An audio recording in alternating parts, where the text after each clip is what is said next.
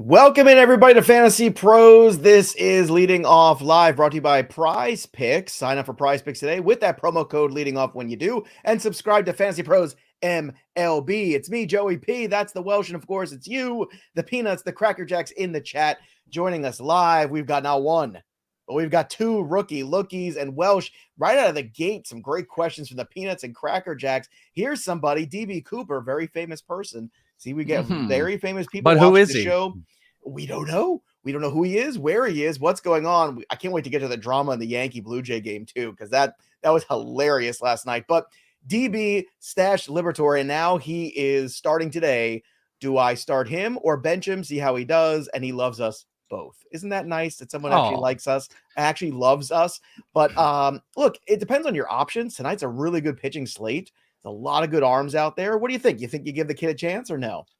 I mean, the safest bet with any of these rookies is to not put them out there in their first go. There are some, power pieces to a Milwaukee offense, but I live on the danger side a little bit. It is a home game. The offense has been really hot. I do think a couple runs might be given up, but I'd love to see him go 5 or 6. I'd love to see him pick up the win, so I think I'm leaning 55-45 that I would start him. But if you want to play it safe, you don't want to screw up any ratios and stuff like that, maybe bench him for the first one. Yeah, you could wait and see. Sometimes that first start is even better. It's the second one.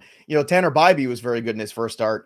Then there was a couple hiccups, and then he kind of get right there. Sometimes that adrenaline is a good thing. Sometimes guys struggle with it. But I feel like for him, this is a little different. I think the expectation's a little different. This was more a matter of not. And this isn't his first rodeo. It's not his first rodeo. He's been up before. So I would start him with a decent amount of confidence today if you had the need and the ability to, in fact, do that. Let's get to the headlines, though, Welsh. We got to start with a wacky game. So my daughter had a concert last night. We got back-to-back concerts.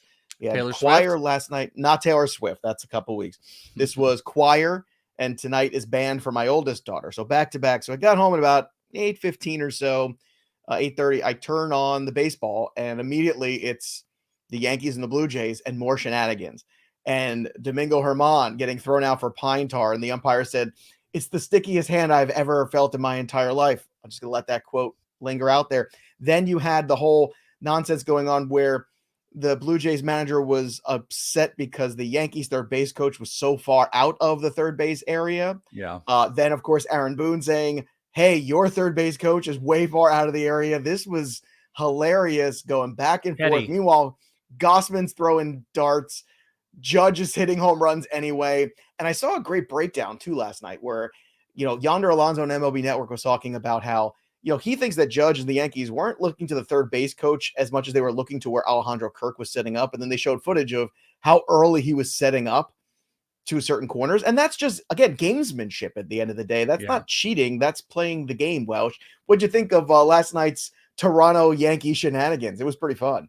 Yeah, I like the pettiness. Definitely. The rivalry, too, seems to be really pushing because we always focus on Yankees-Red Sox rivalry. Because Yankee-Red Sox is dead, right? Well, Don't you think it's dead? It's because Red Sox aren't competitive enough, and the Blue Red Jays Sox won a bunch so. of championships, too. And I think I suppose that's the case as well. Yeah, no, I think it's great. I don't have the only thing I had an issue with across the board on any of this is the sticky stuff, whatever the hell is going on. There was like a video, too, of his pants. His pants looked all poopy and just brown, and this crap was all over his pants, whatever the hell it was, and he was just going towards there. Like, I just don't know why. It's crazy illegal. They're testing for it. Like, what are dudes doing? Have they been getting away with it so much they could just jump in? I that one I just don't understand. All the other stuff, it's gamemanship. It's fine by me.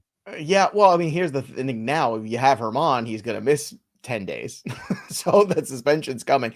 And I heard this was the same umpiring crew that was dealing with Germán last time around too, where he had to change his glove like 3 times or whatever the hell. I mean, I don't know. This is fun. And Razor Ramon, of course, the first to make, he beat me to it. He made a Liberatore commercial for a Liberatore. So you might have to take one of those for your blood pressure. Is it for blood pressure or is it for cholesterol? I don't know what it's for. I'm not sure. The side effects. I don't take it. Yeah, I don't know. We should get him as a sponsor for the show. Who's red hot? Nolan Arenado. I wish I was on this train.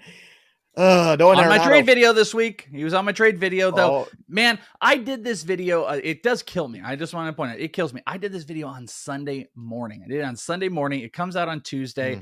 And that gave like 3 days of Arenado to be balling out. So the legitimacy of Arenado breaking out hit a little less hard on the video, but nonetheless, he was the number 1 guy on the trade video this week was Mr. Nolan Arenado. And I know people jump in the chat for any person they love that I'm trading away or anything like that. I've already seen it in the comments and stuff, but let's get some love for Nolan Arenado and the breakout. And he's just back to it. And he's so weird because there was like not a lot that was in favor of it. There was not, I was talking about this with a few people. There wasn't a lot of like underlying stuff that was sitting there where it's like, oh my God, he's going to bounce back with his XBA and blah, blah, blah. And it was just like, no, it was very little, but it worked out. And it's a great buy if you were able to get in, even before I posted the video. And the funniest part is like, I mean, for the most part, I'm just looking at the comments on that video. FantasyPros MLB, subscribe today. Click the bell for notifications. And they're all really nice. No, they're all really good. Like, it's like, this is great. Welsh is awesome. None of the like troll things that you would think in terms of, great. Nolan Arenado's hit 5 home runs in a row, except there's always got to be one jerk at the party. Here we go. Who just says, terrible advice. So James Saunders, what's your problem, James? What's your problem? Come here. Do you want a hug, James? Is that what you need?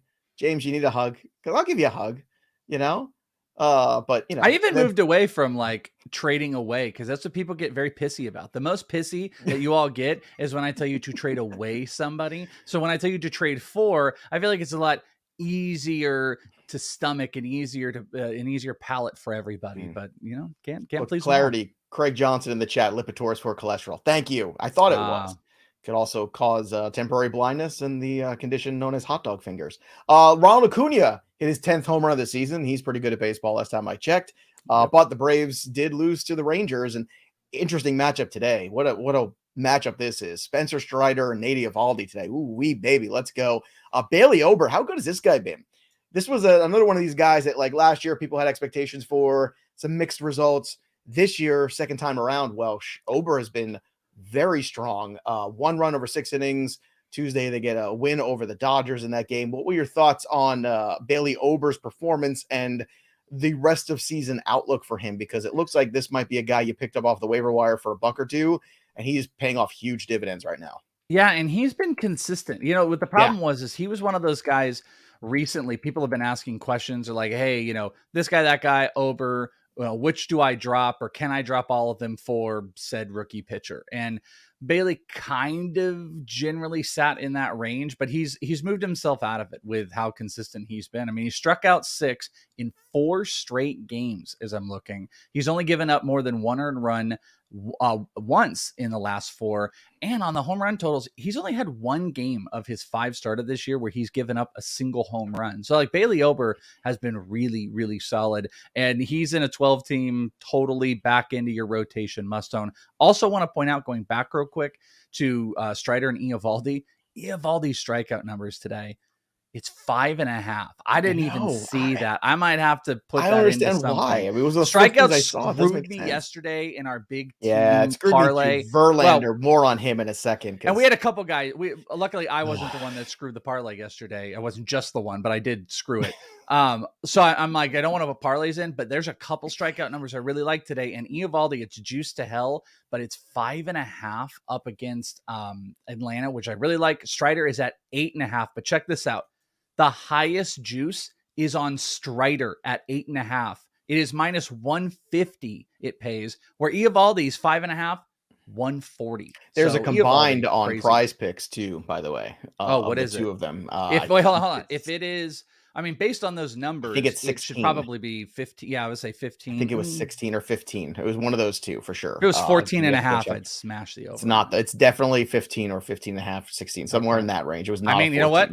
I think if it's 15, I think I might chance it. If it's 16, did you put this in the chat here? The Colt Keith, to have a 6-hit cycle, first player. Did you do this? Who did this? I did not. I believe this was Wonky or Mayor, just throwing things in the chat. So apparently Colt Keith, who may or may not have been in a boy band with that name, incredible Detroit Tigers 6-hit cycle there for him. So congratulations to him. But the real rookie lookies, it's about Matthew Liberatore getting called up from AAA, the top pitching prospect in this rotation, or in this organization, I should say. Who knows? I mean, he could be the best one in this rotation before all is said and done by the end of the year. Wainwright having some issues. So the 3.13 ERA, a 1.17 whip, 56 Ks in 46 innings of AAA. Certainly worth an ad if he's still floating around there. We've been stashing him for weeks now. It's funny. I've got him and Vientos on a team. So today, Joey P is a happy boy. So, it's your rookie lookie. It's Joey's rookie lookie. It's the Joey P rookie lookie of the day. So this is a very exciting thing. But wow, look, I don't think this is we've speculated so much with some of these young pitchers where, well, maybe they come up, Yuri Perez, starter 2, maybe get sent down, like all of that. I don't think that's the case. I think they desperately need somebody to help every 5th day to give them some better opportunities to win. Flaherty's been better of late. If they can get something good out of Matthew Liberatore, then all of a sudden I think that St. Louis can start to make that climb back into relevancy. What are your thoughts here rest of season for this player? Or do you think this is one of those situations where it's a spot start and he gets sent down? Yeah, I wanted to take a look here at what the rotation looks like right now, because that's important to this. So here is your 5. You've got Montgomery, Wainwright, Matz, Michaelis, and Flaherty. So there's an unfortunateness to this. But there's an unfortunateness to this. I know what you're going to say. Those are 5 names. So where does he sit? They'd have to make the commitment. Now, Matz has stunk. And if you wanted to move him to the bullpen, the cool thing here with Liberatore is you could just replace him with another lefty. And I think that is a huge advantage here. Yeah. He's been awesome in the minors. Strikeout numbers have been better than they've ever been before. He's made some alterations. I want to say, and he's always had a really good curveball. I don't know if he's throwing a sweeper, but I believe some of the velo is up on Liberatore. And he's a monster. And, he has him and Nolan Gorman, if people don't remember, are best friends. They were out here in Arizona, and they get to play together again. I mean, this is like and Liberatore was the guy. Like Gorman was fun, but Liberatore was the big name pitcher, and he can pound the strike zone, but he's found inconsistency and his stuff just wasn't missing bats. So it's done that in the minors. I think he can come up. I think he can impress. I have to assume right now, based on what this rotation looks like, that this is a show me what you got and give some rest and everything like that. And then he might be sent back down. But if he does ball out, I don't know where they go with this. Is it Matz? Is Matz the only clear one? I think it's Matz. Montgomery's not going anywhere. I think it's Matz. And there were rumors floated around 2 weeks ago that Matz might get bounced from the rotation. And I think they were just trying to be a little bit more patient. Obviously, the catching issues too. I think that had a whole thing to do with Contreras not doing things the same way as Yachty. But Yachty was nobody's going to do things the way Yachty does. I don't think the Cardinals realize how special of a player Yachty or Molina is. I mean, I know they do, but when you remove that player for the pitchers, it is a huge void. And I think it's shown up this year, where whether it be his preparation for games, calling games, I think it's been an absolutely huge difference. So that transition hasn't gone as smoothly as I think they've hoped. And I think that's something that probably all of us as analysts should have done a better job of saying, hey, you know what? Just because Wilson Contreras is a good offensive player, he might not have the same kind of catcher preparation necessarily. Maybe this is something we should be a little leery of. But like what pitcher did anybody care about in this? Like Jordan Montgomery was Jordan Montgomery's the one guy I think you cared about, but he's been okay. Flaherty's been better of late. Oh yeah, he's been way better of late, but he wasn't like a big option. No, he wasn't a big target. Here's what I would say: late round dart throw. This is a positive that he's going today because this gives us enough time to figure out what the hell's going to go on into next week, because he's going to pitch, technically if you kept in line, he would be pitching like on Monday next week. So this is the start that's going to affect Fab. My gut tells me, based on what we're seeing in this rotation, that unless they go to a 6-man rotation, Liberatore is just going to be one start. Let's see what you have. So I would be weary of like how I spend, but if he dominates, then maybe they really do have a decision on their hands that will be rectified by Sunday when Fab and stuff is running. Here's a good question from Craig. Craig wants to know, is Charlie Morton a sell high after his last start? I say yes. I look at those underlying numbers, the XFIP and the FIP and the XERA, and they are not as good. And the strikeout rate has, again, barring the last start, has not been as solid this year as it was in years past, plus the age. So I say yes. What say you, Welsh? Yeah, I mean, I'm fine with that. I'm not beholden to Charlie Morton that he's going to like massively rebound or anything like that. All right, let's get to the other rookie, which is Mark Vientos getting called up. I'm excited about rookie this. Your biggest of rookie. I got both of these guys in my but this one's for your team, though. Yeah, well, yeah, please. There's nothing that's going to help the Mets, but maybe this can at least help the offense. So 13 homers, 38 games, 37 RBI, a 333 batting average, a 416 OBP, a 688 slugging, and 1104 OPS. I mean, Welsh, I don't know what there's nothing left for Vientos to prove. Now he's just got to come up to the major leagues. The question is, you bring him up, you have to play him every day. Third base, he's not the greatest glove. Neither is Beatty. So you can have this argument. What are you going to do with these guys? I can't imagine Vientos not getting every day at bats though between DH and third base. Like he's got to play every day if you bring him up. You don't bring up prospects to sit them. Yes, it will hurt Eduardo Escobar. I don't think they're going to get rid of him. Maybe get Beatty to play some outfield, but if anything, I think it hurts Beatty more than anyone else potentially. Maybe Vogelback a little bit, but again, that's not a big fantasy asset. So what do you think here about the Vientos call up and your expectations for him this year?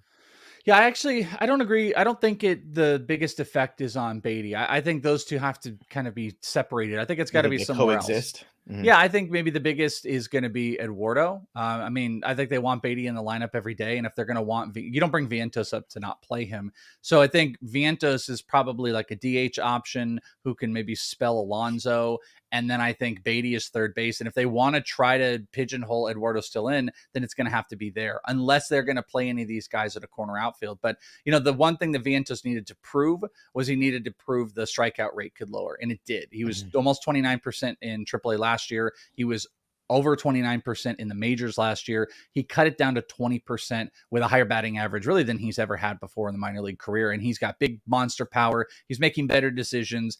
And I assume he's probably going to DH. So this is great. This is a great cheap buy that people are not jumping at. Add Vientos, add Mauricio. Like this is the Mets are in a bad spot and they need to do something. They need to turn it over because even if regardless of what happens with these players, they have nothing to lose. And maybe the future just starts now. Maybe this is a year where they don't contend and they take a hard look at these contracts with Scherzer and Verlander. And I mean, this is the hard thing when you invest in pitchers over the age of 37. You can't be surprised when things aren't working out. Like, I mean, I understood them at the time.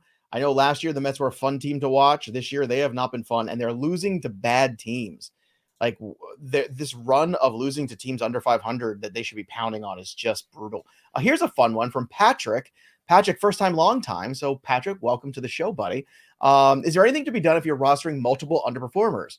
Guys like France, Rodriguez, Riley, Jimenez, other than just hold? I say no. There's really, unless you see some underlying thing where you are concerned with health or concerned with some metrics that are really negative, I'm holding all these players because Riley, Julio are elite. Jimenez, it can be a really good contributor. I think Jose Ramirez is kind of slow-ish start, and I know he's on the bereavement list now too. So that has something maybe to do with maybe the slow start. We don't know what's going on with him personally. I didn't see what the situation was. But then France is a good contributor. So I say just hold, Welsh. What do you say? Yeah, I mean, not much you can do with most of those guys. I mean, a guy like France, you could probably dump if you're in like a smaller league, if you're in like a 10-man league, but you're not doing anything with Julio. You're not doing anything with Riley. Probably not Jimenez either. I'm going from the mindset that we're asking this in a 10 team. In a 12 team, yeah, you're not really doing anything for any of these players. You got to sit, you got to hold, and you got to, pray to the fantasy gods that it turns your way. Or make a trade. If you really need to make a trade, you could. Uncle Ted Talks needs a hug in the chat today. Uncle he's Ted very Talks angry today. Really angry about I feel like anything I say, Uncle Ted Archie Talks Bradley thing. He's on me. Uncle Ted, come on, bring it in. What's the matter? Look, life is short. Let's try to have fun. Don't be so negative. All right, Ted? Come on, Teddy. Everything's gonna be all right. I don't know if everything's gonna be all right for Vladdy though. Heading for an MRI after coming out yesterday in that with a knee injury in that crazy game. Mason Miller got some clarity finally on him. There it is. Diagnosed with a mild UCL sprain in the right elbow. Now, mild is good. I think it's one of the better outcomes you could hope for. But again, you ain't going to see this guy anytime soon. No, the word was they are optimistic that he will pitch again this year. That does not leave me optimistic. Nor should it. So if you listen to us and you made preparations, you should have. Now, look, there's a perfect opportunity to, if Liberatore is available, there you go. You just swap one for the other, and you hope that the Cardinals are an I'm out with Mason Miller. That's actually the important thing to talk about here. Is like you can dump Mason Miller. You can dump him in redraft. You can dump him in like if you're limited injury spots, it's okay. That's actually the exact question I got like yesterday was I've only got like 3 IL spots. Do I keep Mason Miller? I'm like, no, you can just move on, pick up where you need to go. Yeah, it is. But this is what's going on. And Ted, we love you.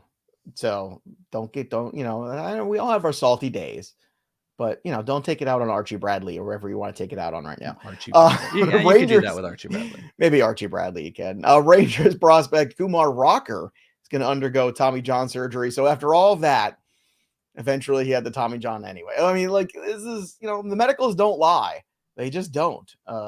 Jazz Chisholm, he's going to be on the 10-day IL with turf toe, which is not something you see a lot of the baseball players have sometimes. As Vin Diesel in the Fast and Furious just passed through my house. I heard that. I didn't know what that was. It was right there. It was all the amazing cast of the Fast. Joe, it's all about family. It's all about family. Yeah.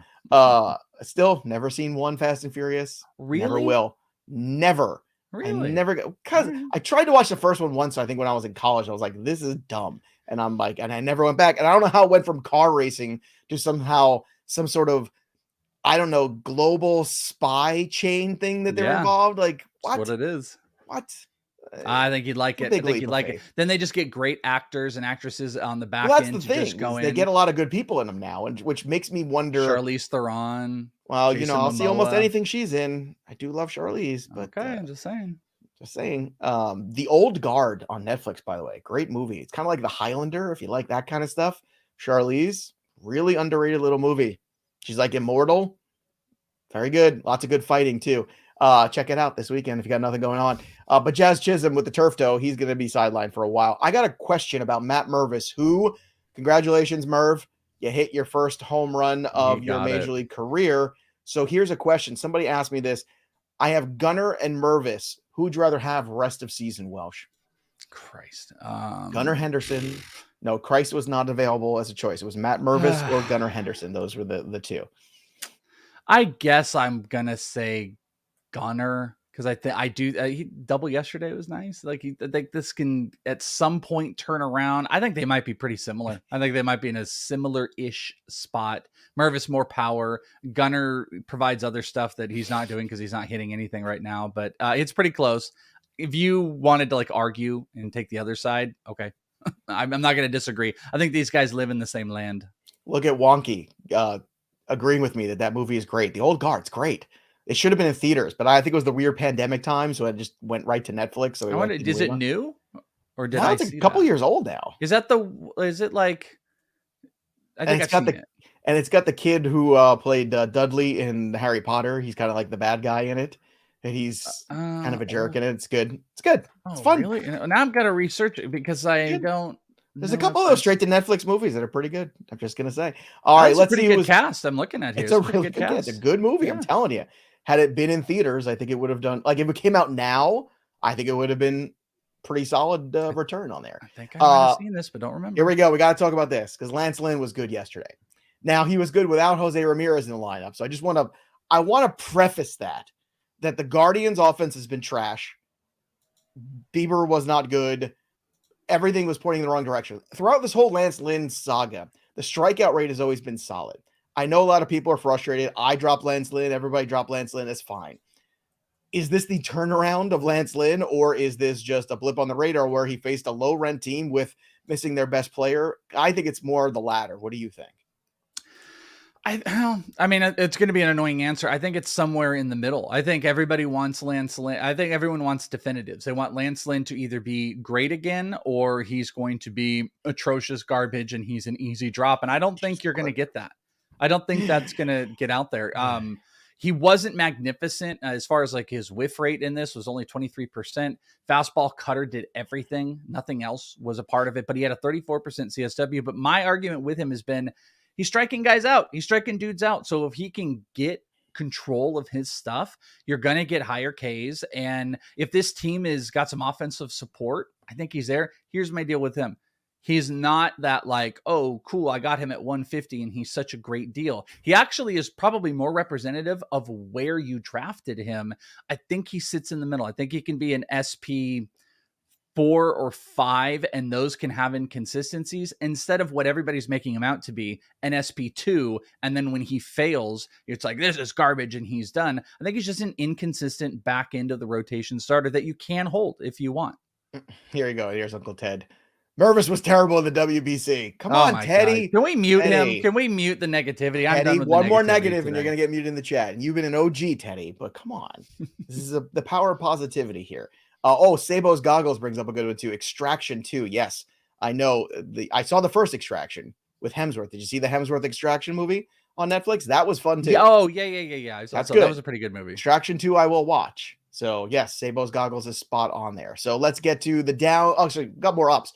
Gossman, 7 innings, 10 Ks, no decision, unfortunately, just 2 earned runs. Luzardo, 6 innings, 7 Ks, 1 earned. The downs, Justin Verlander, boo, 3 strikeouts, 6 earned runs. Way to make your home debut. Shane Bieber, 6 runs, 5 earned, 12 hits, and 4 2/3 against the White Sox.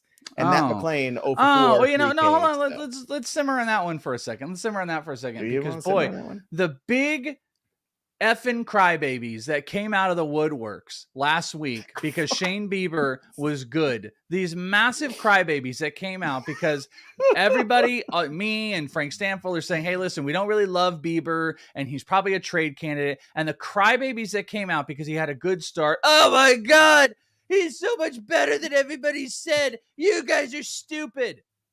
There you go. That's good. You feel strong now? I do feel it. My inner TED Talks in me. I just needed to get it out.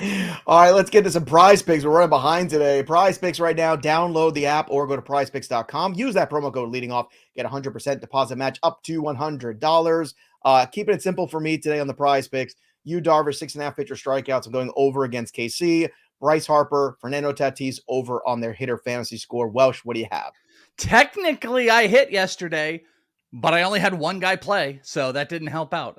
And the haters ball only had one guy that was actually active, so that didn't end up working out. But I guess I was kind of on it with those haters. But we're not hating today. We are going to go with 3 players. Bryce Harper fantasy score 8 over. I'm going to go with this might be a little bit hating. Ross Stripling earned runs 2.5 over. I'm kind of attacking that game today against the Phillies. And then you're actually going to have to get this in the next 10 minutes. Eduardo Rodriguez strikeouts 5.5. If you want a replacement, and I don't know if it's on there. I assume it is. I do love Nady Eovaldi as long as it's 5.5. If they do that, that 6 thing, I don't know if I'm touching it, but if it's 5.5, I can replace him. But Eduardo is my third piece of my price. All right. Welsh, what do you have in the betting stuff today? All right. Betting. I have got Phillies in that same game up against Ross Stripling. Phillies first 5 team total runs 2.5 over. We smacked yesterday pretty much everything but my K prop. So we're going with the Phillies first 5 team total runs 2.5. That's even money. I'm going to go with Eduardo strikeouts 5.5 and Sonny Gray strikeouts 5.5. And that's kind of better money. I want to take Eovaldi. I don't like the juice, but maybe, just maybe, I might throw Eovaldi in and pair him with one of these guys. With Sonny Gray Rodriguez, you can get a little K prop going if you want to do that, because I like that one as well. Better exotic dancer name, Ross Stripling or Genesis Cabrera? Ooh, Genesis Cabrera. I think Genesis Cabrera. Welcome to the stage, Genesis Cabrera. Fellas, let's get your hands together. We got Genesis Here I on go the stage. again on my own. Yeah. All right. 3-leg parlay today. Detroit Tigers on the money line, -164. Get it in right now. Eduardo Rodriguez against the Pirates. The Padres, heavy favorites, -290. But if you put that along with the Rangers, who are the upset special for me today against the Braves at home here for Texas, +134. You put the Tigers, Padres, Rangers together, you get +406. So 4-1. Drew Smyly over on 3.5 strikeouts for Drew Smyly. I think we can get the over on that. And Spencer Strider, look, I love Strider. Whenever I see a number that high, 9.5, I'm going under on the 9.5 on FanDuel. So another fun thing here, because we got Sorare going on. So everybody knows about Sorare. Again, you can go play fantasypros.com/collect. We've been talking about it a lot. And look at this. Join today, Fantasy Pros Leading Off League, fantasypros.com/leading off. So you can play with us, have some fun, and bonus prizes. Look at that. Limited all-star winners, weeks 16, 18, 20, 22, 26. Hike. So look, you can receive a free subscription to MLB TV potentially. So we want you to get in there and play. If you haven't signed up already, go to fantasypros.com/collect, sign up for free, check it out, and then go join fantasypros.com/leading off league and check out the stuff here. For DFS today, Eduardo at 10.6 if you're playing the all day there. Sonny Gray at 10.2. Yu Darvish at 10.4. Nady Eovaldi at 10.08. I think Strider's going to be very popular today, as he should be. I'm going to go on the other side of that. I think he can match him. He could get the W. Look, remember, with starting pitchers, you're always looking for 6 innings, 6 Ks, and win potential. That's what you're looking for. And Nady Eovaldi, I think, has that. And I think because he's going against the Braves, a lower roster percentage. Arizona, Philly, San Fran, San Diego especially. That's where I'm looking for offense. J.D. Davis is 2.9. Matt Carpenter, 2.6. Jake Cronenworth, 2.8. I'm going with Fernando Tatis Jr. for my home run call today. And speaking of home runs, fantasypros.com/chat for our Discord to join, to pick your homers. Up at 16 prime time. No Welsh. Welsh is off the board. I got to get back. It was so fun while it lasted. Welsh, what do you have for the people for your home run call today? Well, in my attempt to get back up, I'm going to go with Bryce Harper. Bryce Harper, good BBP plays is kind of a way to attack this. Doesn't actually have a home run. Lots of doubles, 600 batting average against Ross Stripling career-wise. So there's a little bit of a track record. So I'm hoping to jump on Bryce Harper. Get me back on the board, please. Yeah, pretty much. Also throwing into this, I saw this. I got to find it in the chat. I'm not sure where it went. Tim Sawyer, always good for a laugh. Coco Crisp wasn't an exotic dancer name. Yes, it was. So good one. Coco Crisp definitely would qualify there. We could do a whole article on that. I think that'd be very funny. I was about to say, seems like you're creating a whole theme here. We could do that. Seems like a top 10 list for the YouTube channel, which again, you should subscribe, Fantasy Pros. We could do that. YouTube, again, Fantasy Pros MLB. That is the channel. Welsh, great to hang out. I hope Ted gets some rest and comes back refreshed tomorrow in a better mood. Okay, everyone has their days, but someone's hangry. Get a Snickers. That's what I'm hangry myself. I'm gonna go get some lunch Thanks for hanging out, talking baseball with us. We'll be back again tomorrow to do it all again, 12:30 Eastern. Subscribe, click the bell for notifications, and my waiver wire video is going to drop tomorrow too. That'll do it for us. But the story of the game goes on. For the Welsh, I'm Joey P. We'll see you next time, kids. Here we go again on my own. Going down the only road.